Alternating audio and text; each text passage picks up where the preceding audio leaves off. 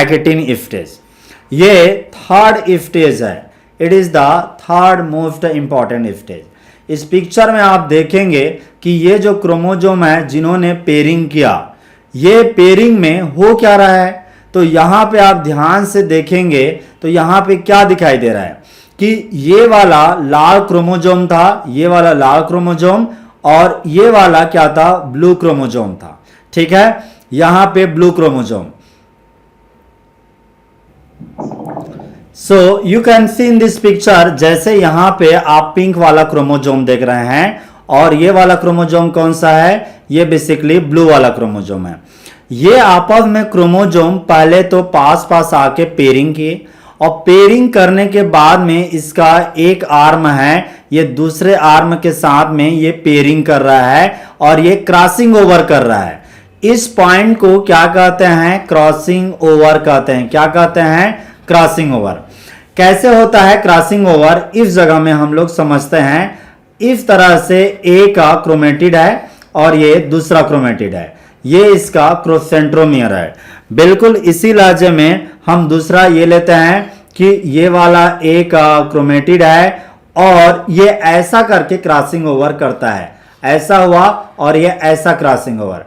तो इस जगह में, इस पॉइंट पे जो आप देख रहे हैं, इस पॉइंट में हो क्या रहा है, क्रॉसिंग ओवर। अब ये क्रॉसिंग ओवर को क्या कहते हैं, this is the exchange of it's a component. Exchange है, एक्सचेंज, अदला बदले, कि ये वाला क्रोमोजोम है इस येलो वाले क्रोमोजोम के साथ में अपनी आधा इस हिस्से को एक्सचेंज कर देगा, तो इसे क्रॉसिंग ओवर कहते हैं। इस क्रॉसिंग ओवर के बहुत मायने करते हैं। जैसे मान के चले इस क्रोमोजोम में यहाँ पे जीन 1 है, ये जीन 1 आंख के लिए है, अब जीन 2 है ये कान के लिए है, जीन 3 किसी और के लिए है। यदि और ये वाला ये यहाँ पे जीन है किसके लिए, पैर के लिए, यहाँ पे जीन है पैर के अंगूठे के लिए। तो जब ये वाला हिस्सा इस जगह में लग जाएगा और ये वाला हिस्सा इधर पे लग जाएगा, तो इसका मतलब क्या हुआ, पैर है और आंख है, कान है, वो ये आंख है, कान है, वो पैर के पास आ जाएगा।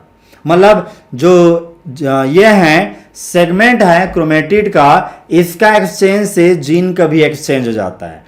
तो क्रॉसिंग ओवर क्या है, हमने देखा बेसिकली कि जो पेयरिंग करते हैं, पेयरिंग करने के बाद में क्रॉसिंग ओवर होता है। और याद रखना क्रॉसिंग ओवर कभी भी ये पिंक और पिंक के बीच में नहीं होगा। क्रॉसिंग ओवर दो अलग अलग, जिसे हम नॉन शिफ्टर क्रोमेटिड कहते हैं, उनके बीच में होता है। क्रॉसिंग ओवर किसके बीच में होता है, हमेशा नॉन शिफ्टर क्रोमेटिड के बीच में होता है। यानी कि एक पिंक और दूसरा है ब्लू, इसके बीच में क्रॉसिंग ओवर होगा। ये याद रखना है, क्रॉसिंग ओवर हमेशा नॉन शिफ्टर क्रोमेटिड के बीच में होता है, क्योंकि यही परीक्षा में आता है कि क्रॉसिंग ओवर किसके बीच में होता है।